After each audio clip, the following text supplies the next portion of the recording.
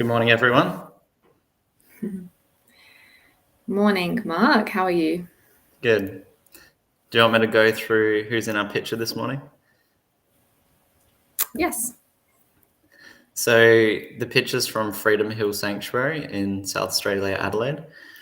It says on their post, this is Emery's, our resident little lamb.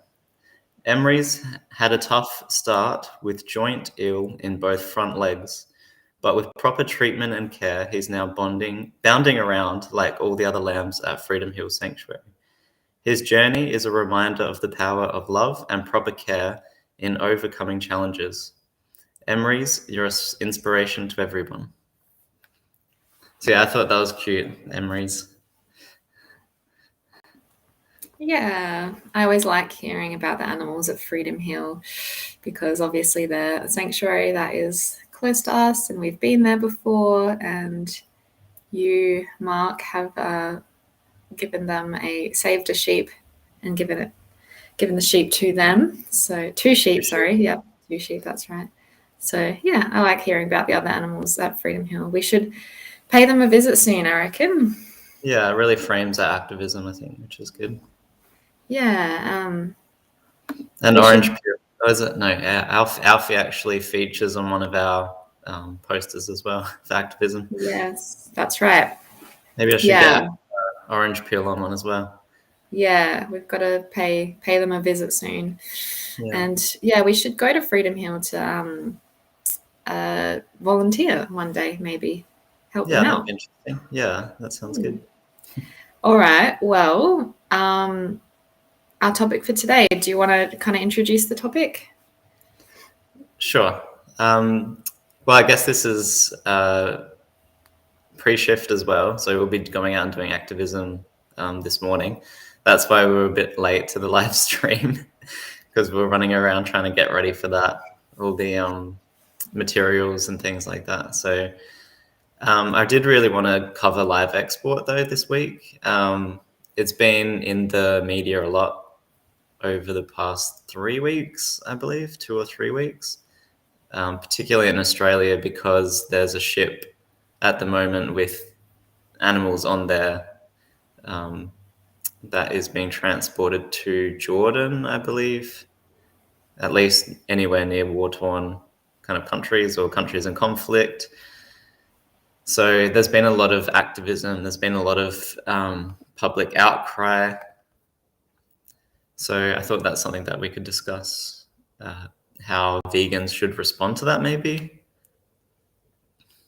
Yeah, and I don't really know about other countries, but live export is a huge topic that's often in the media a lot in Australia and pretty much has been for, I don't know, decades, I think. Ever since I've been vegan, I've always seen so much about live export. It's the main animal welfare organisation, I suppose, in Australia is called Animals Australia.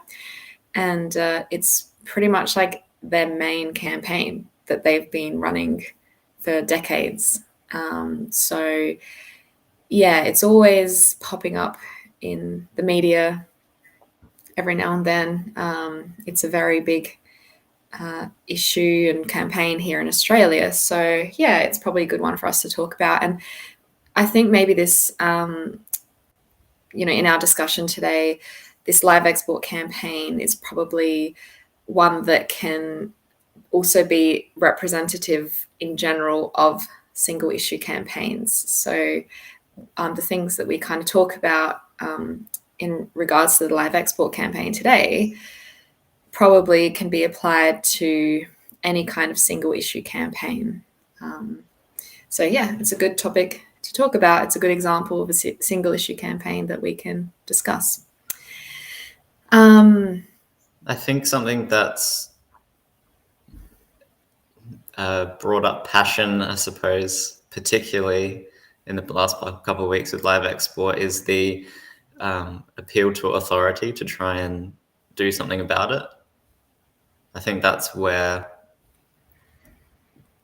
it's maybe slightly different from a lot of other single issue campaigns where it seems to be driven more by the people this one particularly seems to be a call for government to take action because it is international. So I thought that'd be interesting to discuss as well.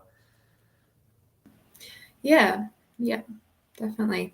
So, so what exactly, like, why are the animals stuck on the ship at the moment? Is it because, I feel like I was listening to someone explain this the other day, but something like that the receiving country can't take them for some reason, but then Yeah. now they're technically the property of the buyer, the receiving country. And so the seller of the animals the farmer doesn't want them back and has no use for them. And I don't know, maybe no space for them. I don't know. So they won't take them back, but the receiving country can't take them for whatever reason. Do you know why?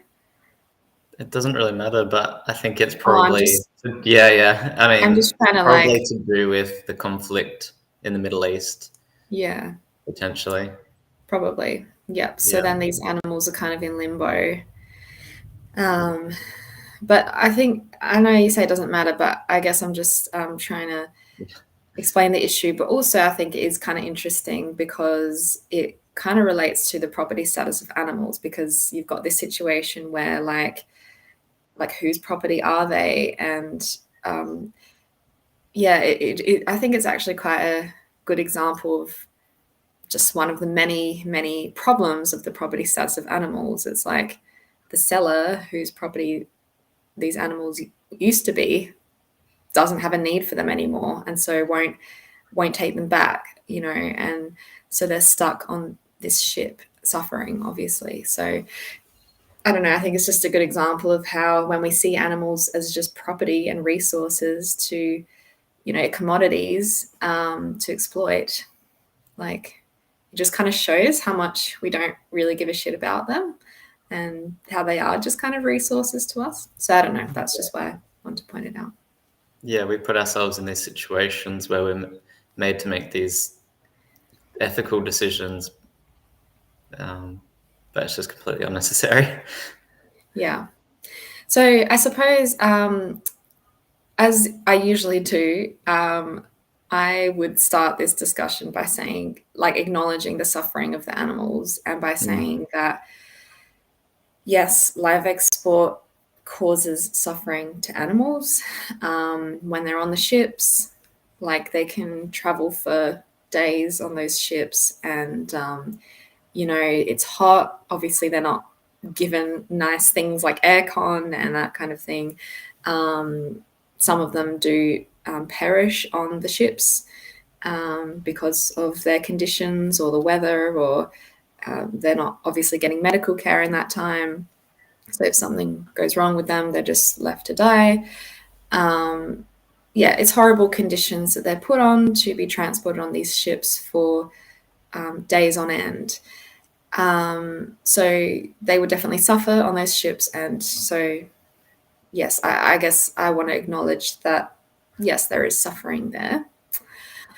However, I suppose the question maybe that we're discussing is like whether animal advocates or, you know, vegans, animal activists should be focusing on this issue specifically and, you know, trying to get legislative change for these animals, or like, so yeah, at the moment the campaign is all about trying to get the Australian government to ban the practice of live export, right? So Yeah. that's what we're working on here. Yeah, I guess the question is when this happens, like when we have questions of this nature or welfare breaches or whatever you want to call it. What should the vegans do? How should the vegans respond? Yeah, to these situations, I think. Yeah. Should vegans spend their time, energy, money, resources on this campaign?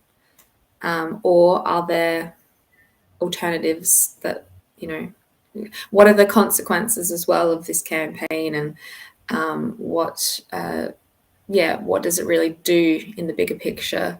Because we know the suffering of animals. Of course, we don't think that it's ever good for any animal to suffer.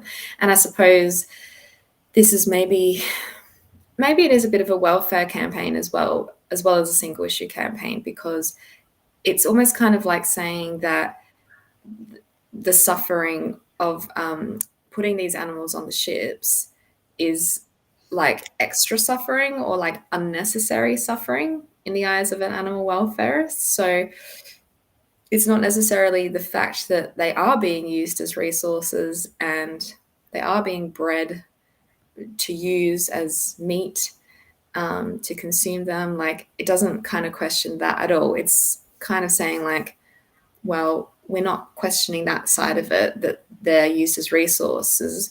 We're just questioning like the fact that maybe this putting them on the ships when they're still alive is causing unnecessary extra suffering. Yeah, that's right. Yeah, Yeah, so it's kind of because a it's not. welfarist campaign. Yeah, it's not questioning that we raise, we breed, we raise, we kill animals and then send them overseas. That's not the question. The question is, do we send them overseas dead or alive? That's the only question being asked. And the only response from vegans that I've heard is send them over dead, really. Mm. Well, that's what Animals Australia have. Well, if you dig deep enough, that's Yeah. what they would say. They would, as an alternative to live export, they would say that we should be killing the animals here and then sending over the meat refrigerated or whatever. So is that what you understand as well? Because they did actually have that on their website at one point. Like, Yeah.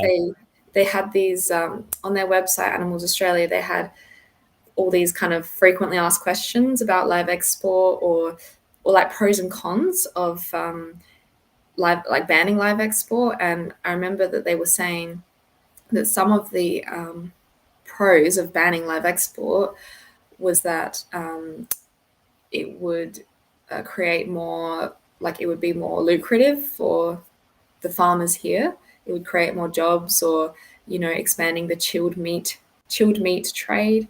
And they were Yeah. kind of basically saying that it will benefit the farmers and it will benefit us economically if we were to ban it. So they were kind of coming at it from that perspective, which is pretty messed up.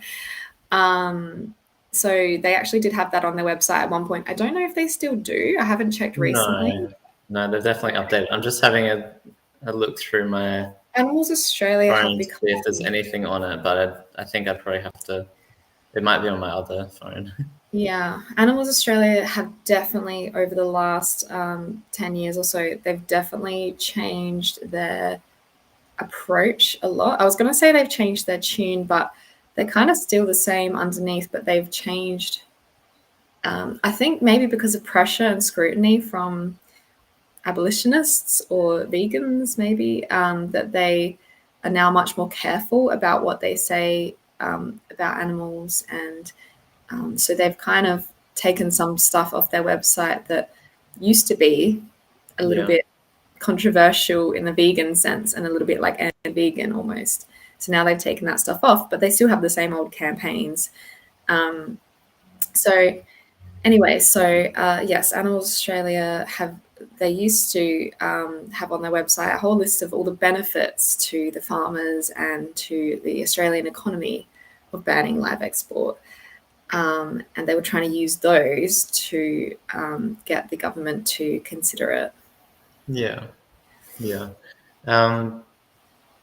I think I never know how much to prepare for these live streams, because I could have, dug deep and got resources, but also we kind of want it to be a little bit ad hoc, ad lib, maybe. Yeah, we Maybe we should don't. look into that specific example. Maybe, but it's okay. I know for sure, like, I've seen it on the website myself, so I know that they at least used to have it. Maybe they don't anymore, but that doesn't really Yeah, matter. They used to have that on I there. think after being called out, maybe it's a lot more secretive, or like just worded differently. And Even other stuff. I do have a screenshot here. I'm not sure how recent it is, but it says on the Animals Australia website, The live export trade is not only cruel, but it's unnecessary. That sounds good so far. The sentence continues though, as it's unnecessary as every country that imports live animals also imports chilled and frozen meat. So it's saying the reason why live export is unnecessary is because you can transport the bodies dead. Yeah, Now, that to exactly. me does not sound like animal rights, does not sound like veganism. It just purely sounds like welfare to me. Yeah, it's welfareism. It's not questioning the practice as a whole. It's not Yeah. questioning, using animals for meat as a whole. It's just Mm. welfare. It's just, trying to reduce suffering. But in doing so, they're still promoting and perpetuating the use of animals. They're just saying we have to do it in a different way that is supposedly Yeah. more humane and all of that. Yeah. Look, So it's every other basically, country imports dead bodies in fridges and freezers. Why can't we do that? Why can't yeah, we export the dead bodies of animals as well? yeah. So, like we talked about in our video about animal welfare, basically, it's by promoting this welfare reform, they are necessarily promoting the alternative, which is killing them here and sending their dead bodies over frozen. So that's what they want. So when Animals Australia asks the government to ban live export, that's great. That's what they'll have on their posters, ban live export, right? But Yeah. what's behind that is that by saying ban live export, they're also saying we should be killing the animals here and sending their dead bodies over frozen. But that's not what they put on their posters. They're not going to put Yeah. that clause on their posters. So if people who really care about animals or who are vegan, I think it's just important to know that when you're holding up that sign, if you're going to a protest or something, and you're holding up that sign saying ban live export, or you're sharing it on social media or something, just be aware that not only are you saying ban live export, but you're also saying kill them here, freeze their bodies, and send them over that way. Yeah. So that's Yeah. problematic. That's problematic. As with all welfare campaigns, like we talked about in our welfare video, it's problematic that they don't have a vegan message. They don't question the use of animals at all. It's more just about how we use them and how humane that is. So that's problematic. And it's also a single issue. And maybe we can talk a little bit about that now. Yeah, I suppose. Well, do you want to talk about single issue Yeah, campaigns? I You're just more thought, of a was there anything else you wanted to political kind of. say before we kind of touch on that subject? I'm not sure. We'll just jump around a lot, but Okay. it will be interesting. I'm assuming the live export trade will end at some stage, and it'll be very interesting how that comes about and the animal groups how they will claim victory over that. I think that'll be interesting as well. Yeah. I have looked into a lot of reports and things about live export, particularly in New Zealand, who I think are banning in the process or have banned a lot of live export. And there's a lot of farmers saying that it's going to strengthen the animal agriculture industry. Because here's the thing, like the animal industry knows that people are against exploiting animals, people are against animal cruelty, and they want things to change.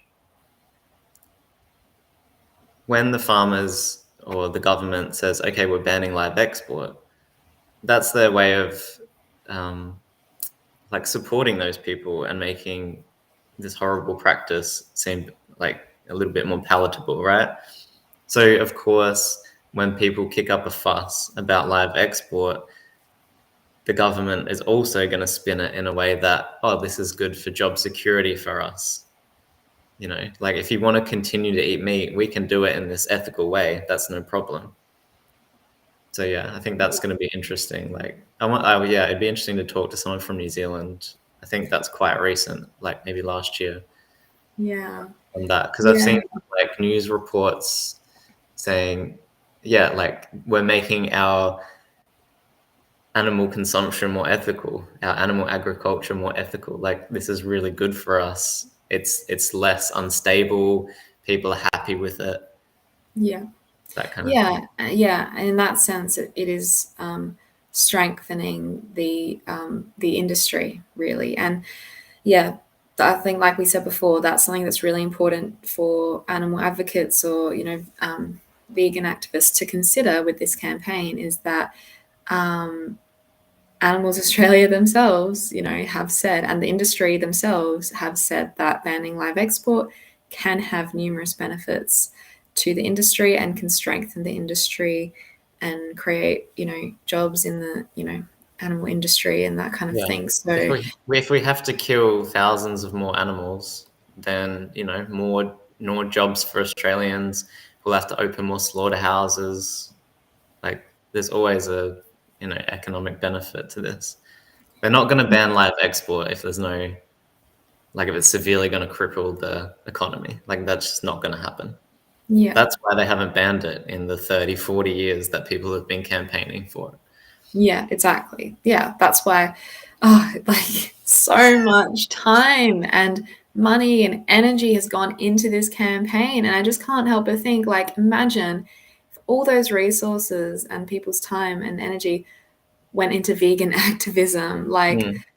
that's a big thing that frustrates me about this, like, welfareism and welfare campaigns and single issue campaigns. It's just like, wow, imagine if all those people who care about animals who are helping out or running these campaigns, imagine if they put all that energy into vegan activism. Like, where would the world be?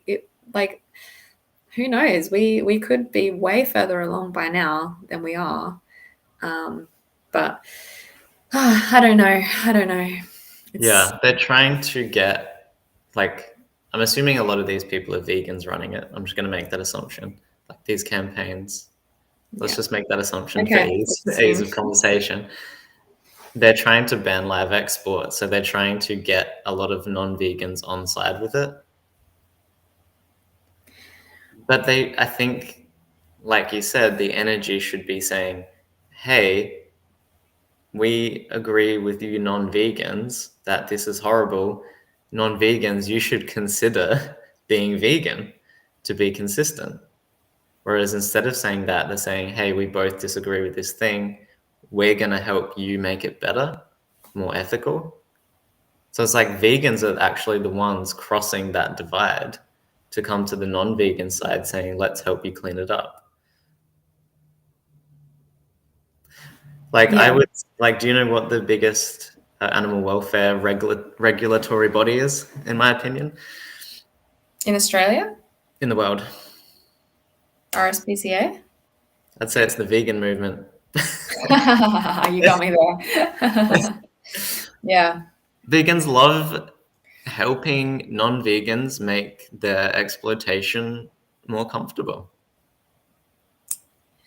But they don't do it to, I don't think they do it to make non-vegans feel more comfortable about using animals. I think they do it because they genuinely think that it's, reducing the suffering of animals. But yeah, they don't, like, they just see it, it's like tunnel vision of, like, they just see it as reducing suffering, but they don't see the bigger picture of the other consequences of it and whether it is actually practical, like whether it is actually going to lead to animal liberation in the long run. Like they Yeah, don't see yeah. the bigger picture or the long term. They just see reducing suffering. Like, yeah.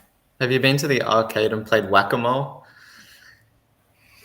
Yes. You know the game whack-a-mole? It feels a Yeah. bit like that. It's just like if each of the it's a game where these little moles come out of these holes and you got to hit them with this like pretend hammer kind of thing. Not a very vegan game.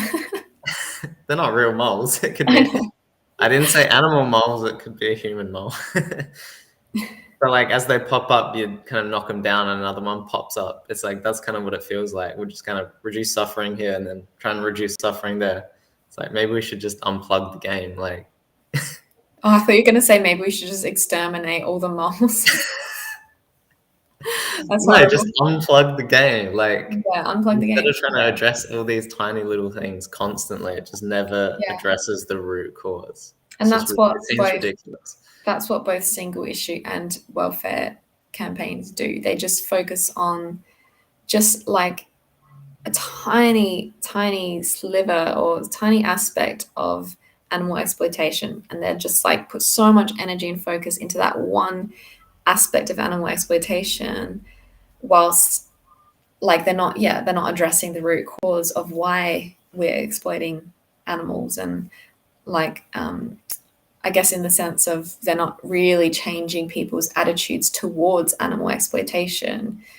They're just working within this paradigm of reducing suffering, and that's all that matters, but not reducing suffering enough that, you know, like we can still use animals and it's okay to still use them, even if that's completely unnecessary. We just have to feel like we're reducing their suffering in the process.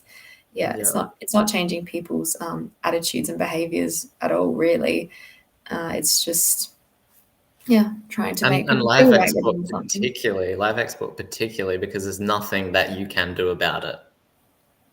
Yeah. Like, whether you're vegan or not vegan, it has nothing to do with you. Mm. Animals are seen as a resource that they just export to other countries.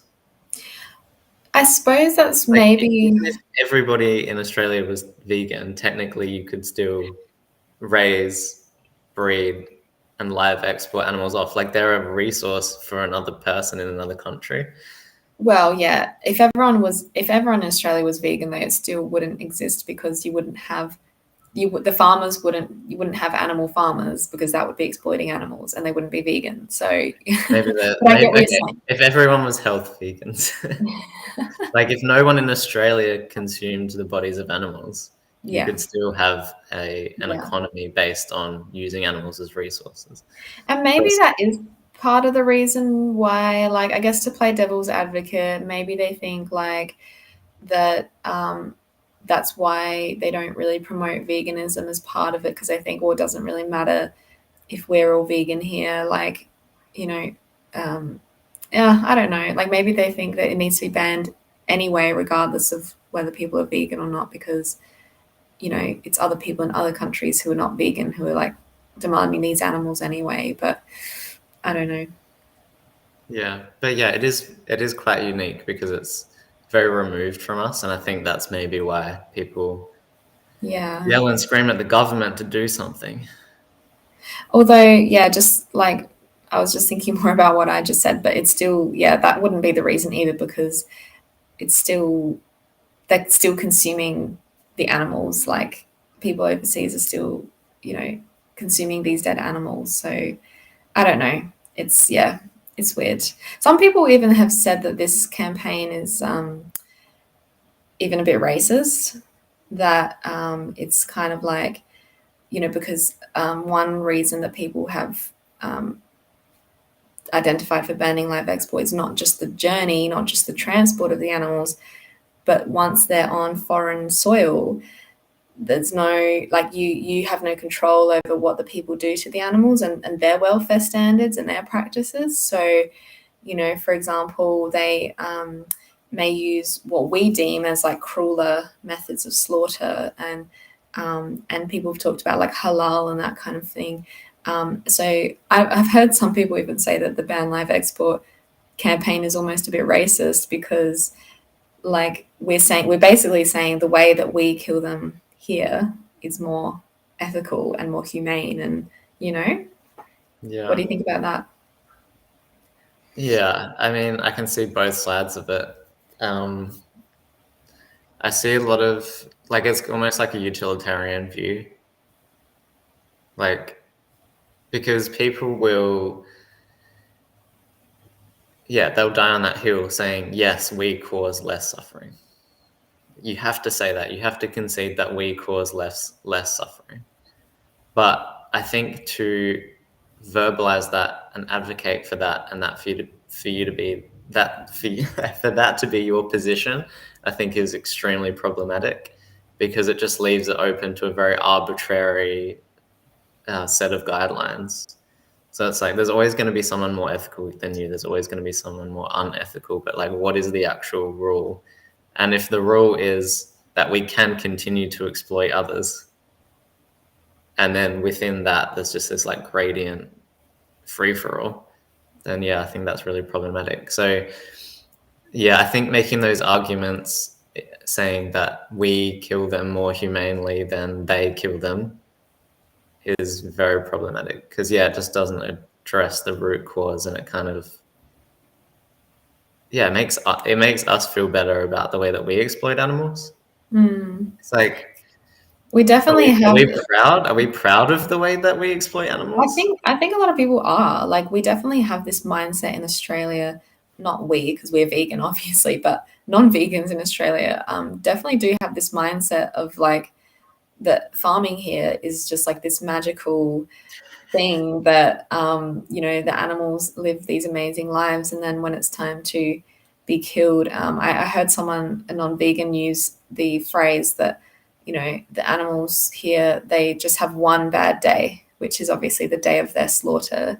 But that's just so not true at all. Like, yeah, I don't know, people just have this magical thinking that the animals that we exploit are completely happy in their lives, and it's just their killing that's their one bad day. But they also think that the killing itself is as humane as possible and all that kind of thing. And yeah, it's very very delusional. Yeah, I went to the city just for an hour yesterday. I think I mentioned, and did some outreach in the mall by myself. I was very nervous. But one man I spoke to, we had a really good conversation, but he was saying that the animals sacrifice themselves. It's just That like, old chestnut. yeah, it's just every excuse to imagine that fantasy that we can use animals in a humane way and exploit them in a respectful way. It's just, yeah, it's quite interesting to unpack that. And I think, yeah, if you believe that we do that, then you don't change your own behavior. And then on top of that, if you also believe that someone is worse than you or doing something more unethical than you, then of course you're not going to change your own behavior. You're going to focus on them changing their behavior. Yeah, exactly. I had someone use that term as well, that phrase about being grateful that the animals sacrifice themselves for them. And I was just like, are you for real? Like, you honestly think that these animals like sacrifice themselves for Yeah. you, and you're like grateful for that? Like, what? Like, they don't want to die. They are literally being bred and killed against their will. It's not that very different to sacrificing. Yeah, It's just I so questioned I kind of repeated what he said, like saying, oh, okay, so you're telling me that these animals sacrifice themselves for us, like that's their purpose. And we had a bit of a discussion, and I think he came down from that position a lot in the end. Like, it's not a good. very I would think most strong reasonable. position to hold, I think. Yeah, I think most reasonable people would realize that that is quite a ludicrous thing to say. Yeah. But anyway, I thought maybe we could just also touch on the issue of single issue campaigns. So we've talked a lot about welfarism and the problems with welfarism, and how it doesn't do anything to change attitudes and behaviors around using animals, and it's not a vegan. It's not really, welfarism is different from veganism, and they don't align with each other, because welfarism is just about regulating and reducing suffering, but not ending animal exploitation.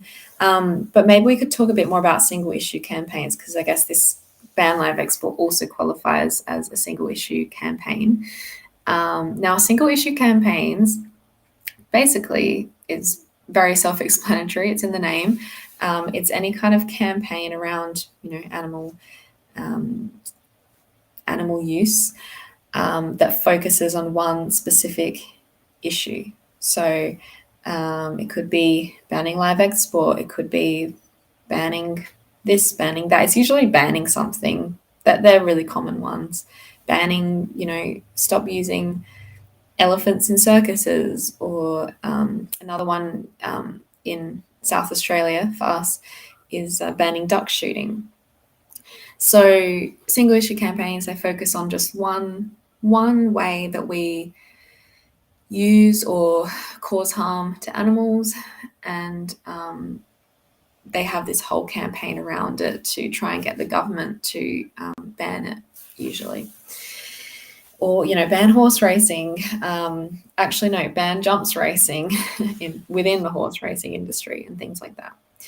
So that's what a single issue campaign is. Now, single issue campaigns either can be welfarist in nature. So like, banning live export, I'd say that's welfarist in nature, because you're basically trying to regulate, by banning live export, you're trying to kind of regulate a part of that industry. So I guess and another not get rid of the whole industry together.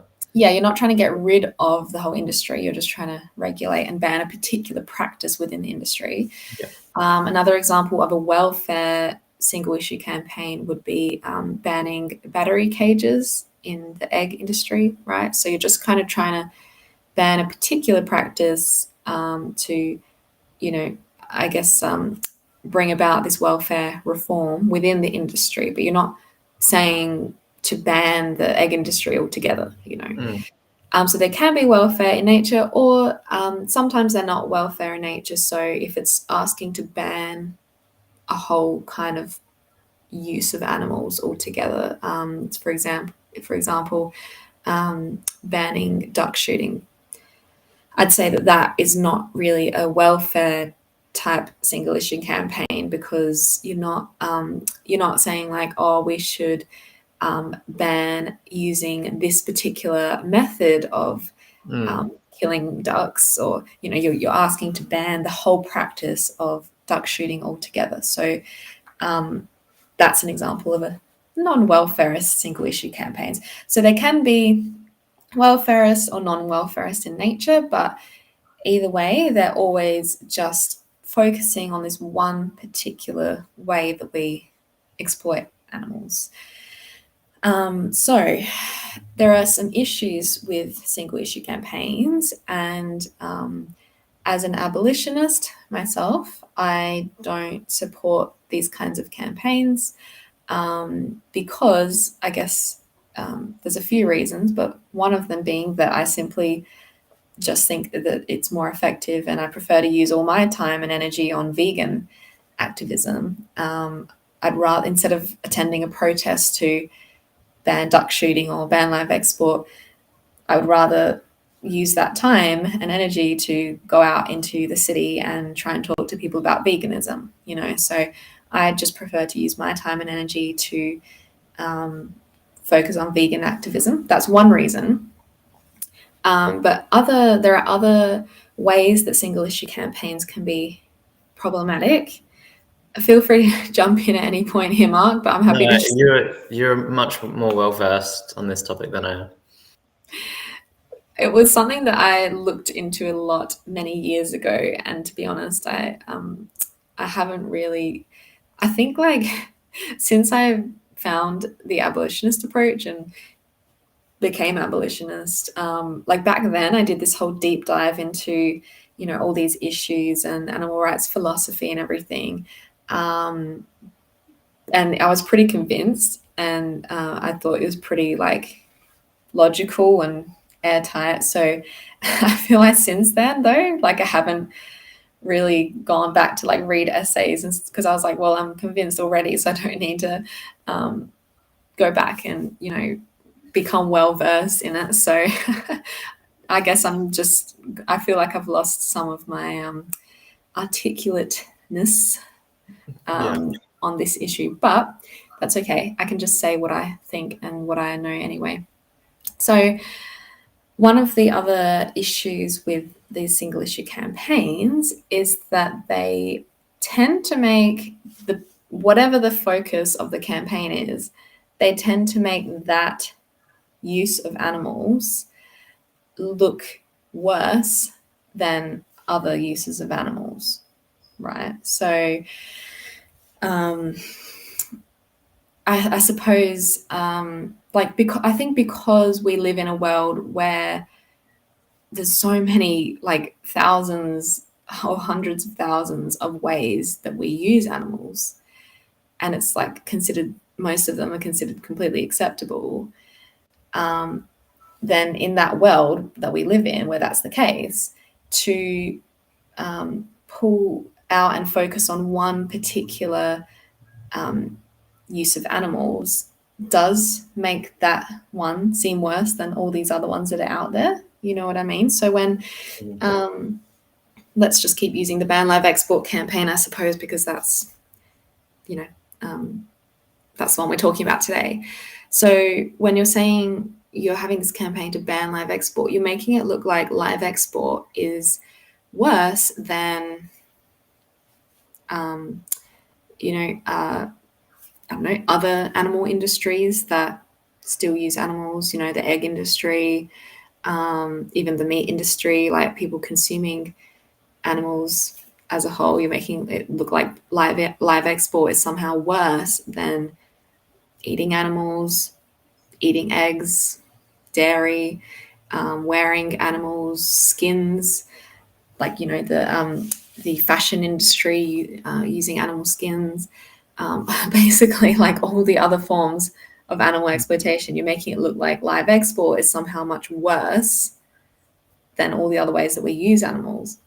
Well, yeah, it's live export is worse than exporting dead bodies. Well, yeah, exactly. Yeah. Yeah. I guess that's kind of And welfarist. Yeah. They're yeah, very similar. They're very like yeah, like tangled up, I guess. yeah, they're both problematic for the same reasons, pretty much. But yeah, so that's often the consequence of the single issue campaigns. And so, yeah, you're making this particular practice look worse than others. And I suppose that's problematic because as vegans and as abolitionists, our goal is kind of to almost do the opposite. We want to make it clear to non-vegans and to show non-vegans that actually all animal use is wrong, and it's all wrong for the same reasons. We shouldn't be seeing animals as resources when actually they're sentient beings, and we shouldn't be exploiting animals and owning them as property. And so we kind of want to almost do the opposite, where we don't want non-vegans to see one particular use of animals as worse than others. We want them to see them all as being equal. We want them to see eating eggs is just as bad as eating meat, and eating dairy and eating honey, and wearing leather and wearing wool and wearing silk, and horse racing is just as bad, and all the animal racing, like all the ways that we use animals are just as wrong as each other. They're all just as bad as each other, because they all involve exploiting and using animals. So I guess we're trying to shift the view away from suffering, right? And we don't want the main focus of animal rights. No, it's not rights. We don't really want the main focus for non-vegans to be on how much the animals are suffering. We don't want it to be on suffering anymore, because that's been the paradigm for so long. That's all people, have thought about for so long, is just, oh, how much suffering is involved, and they're never questioning the actual use itself. So as abolitionists, we're trying to get away from people just looking at the suffering, and we're trying to get them thinking more about the actual use and the view of animals, the way that we view animals, and the ownership of animals, the exploitation of animals, as the underlying thing that is wrong, not the suffering. So yeah, the suffering is a symptom of suffering. Yeah, animal suffering will always continue. Animal suffering at the hands of humans anyway will always continue as long as we keep owning them as property and exploiting them and using them as resources.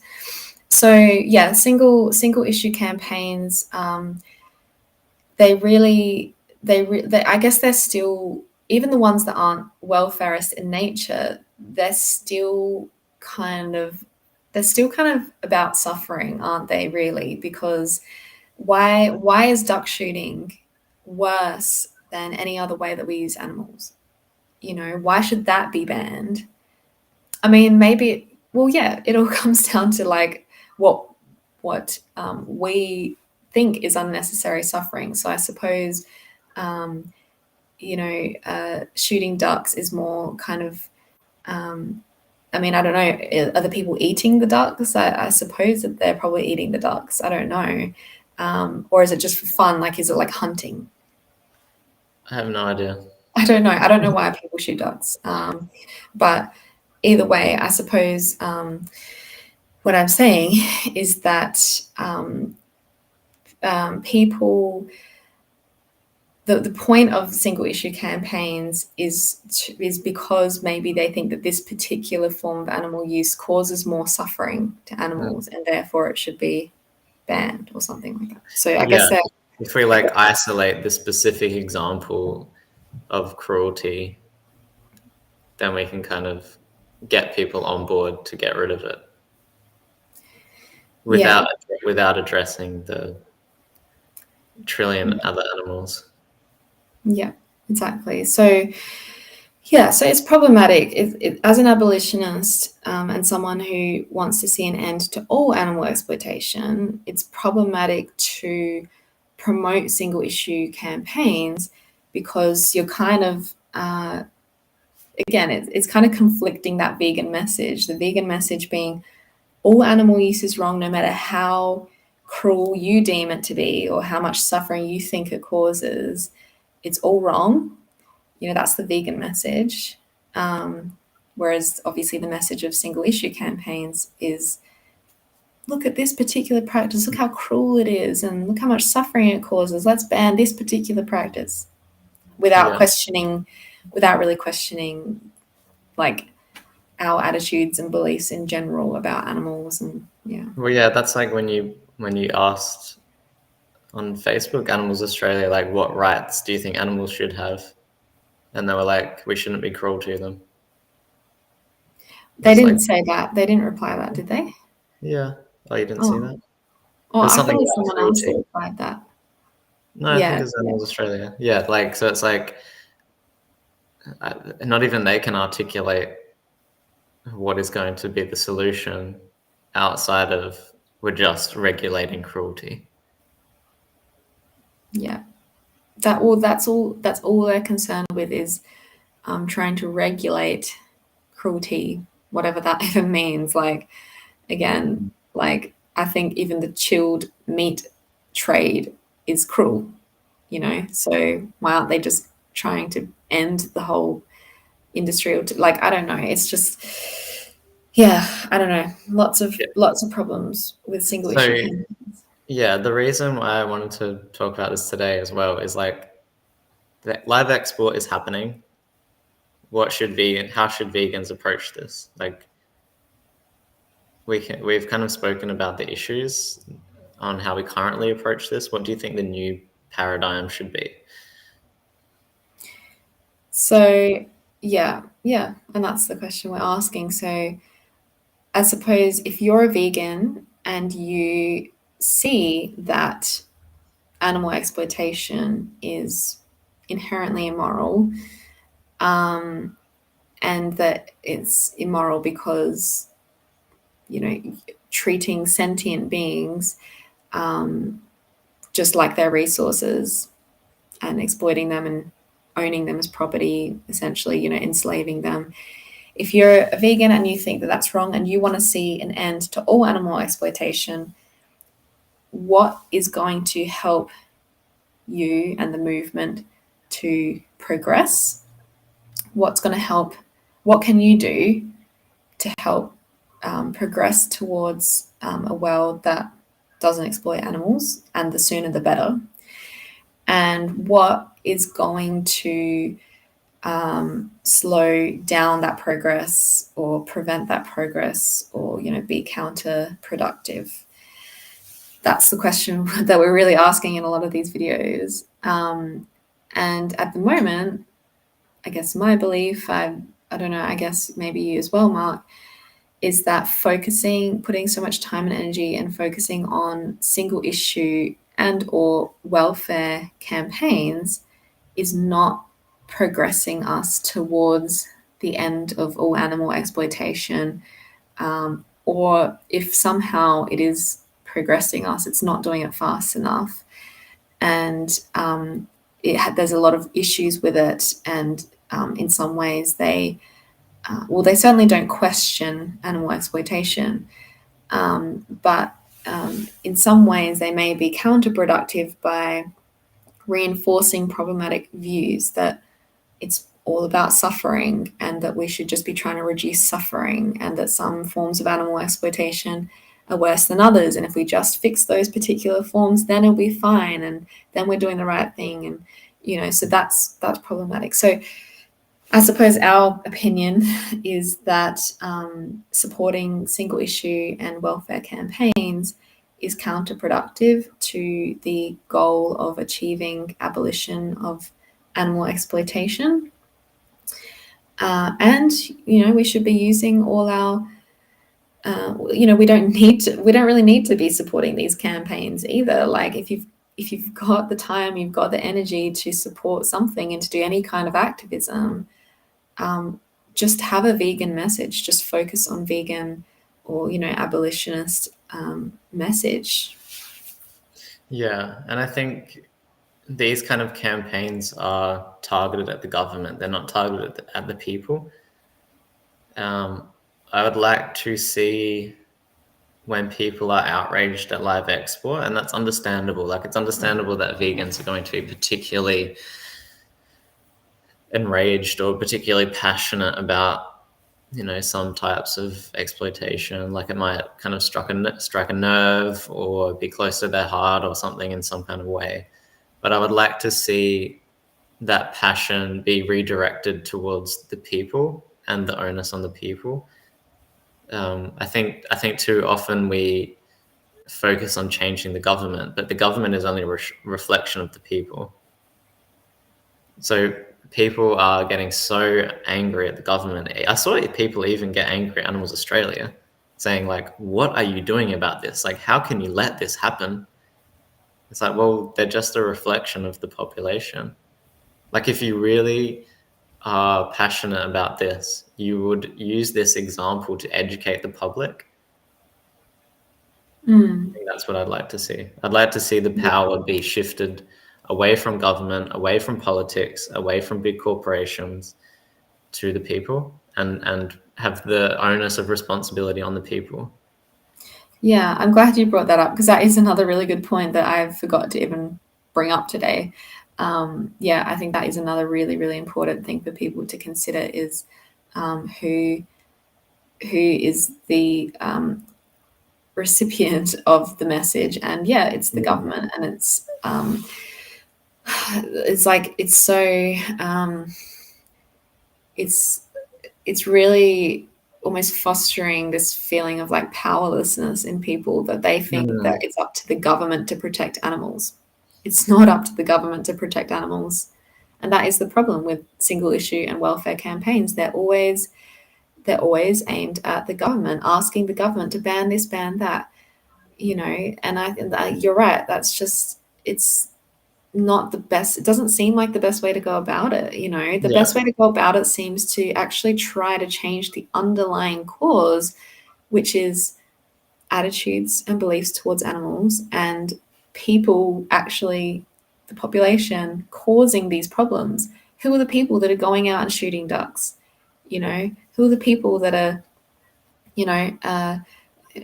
going out and eating animals? Like, we need to be targeting the people that are actually causing these issues to happen, and we need to. And it's just non-veganism, isn't it? The issue is non-veganism. The issue is the people are not vegan, and so we need to try and get more and more people to be vegan and see that that's really what is that's a moral obligation. It's what people are compelled to do.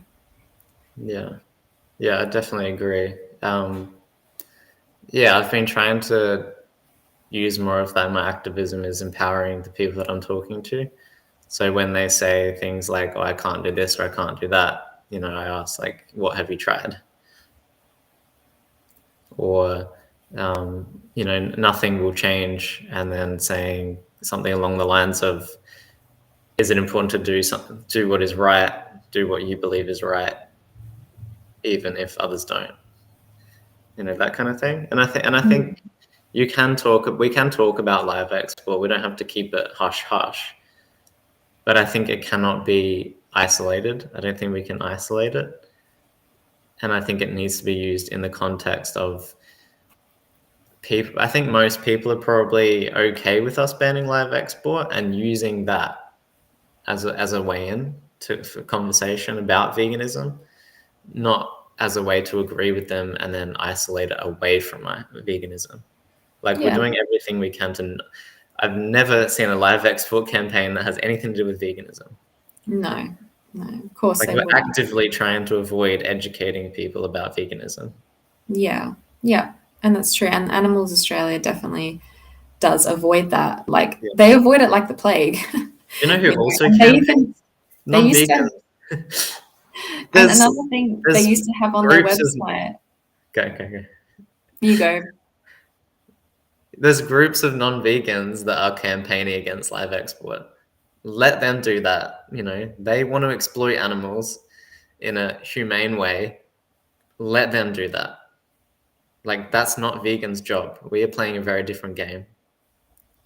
Like, I think banning live export will happen anyway, based on like economy or the population's views.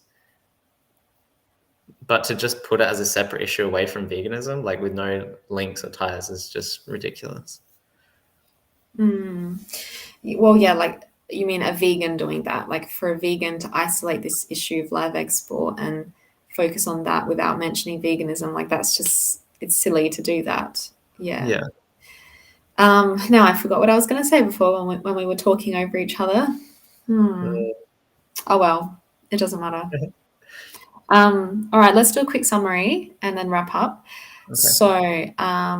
Okay, so in discussing live export, first we talked about the fact that it is a welfarist campaign in nature and that's problematic because it does nothing to challenge the use of animals. All it does is trying to regulate the use of animals, which is problematic. And people can watch our problems with welfarism video for more information about that.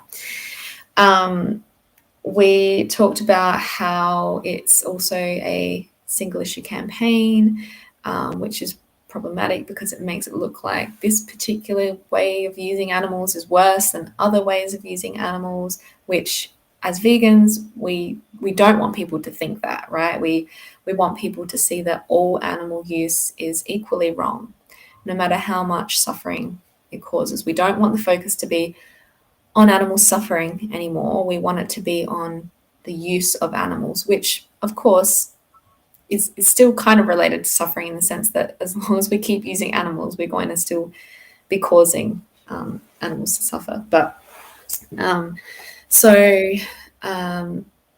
they were the two main points. We also brought up the point that behind the front of the campaign of ban live export, there's other issues to consider, like what if it was banned, what actually would be the consequences of that?